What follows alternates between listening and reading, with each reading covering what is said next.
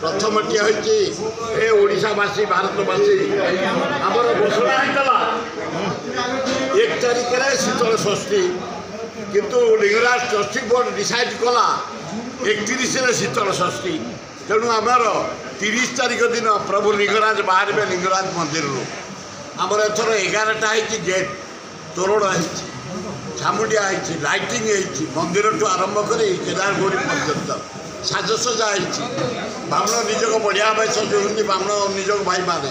पूजा पंडा निजक बढ़िया कर बड़ू निजक करमर क्षेत्रवासी निजक भला कर बेहरा निजक कर साजसजा दुनिया हो नाच गीत दुनिया हो 51 प्रकार सरंजाम आम राति ठीक प्रथम आग 30 तारिख दिन 9टा दिह बाहर लिंगराज मंदिर केदार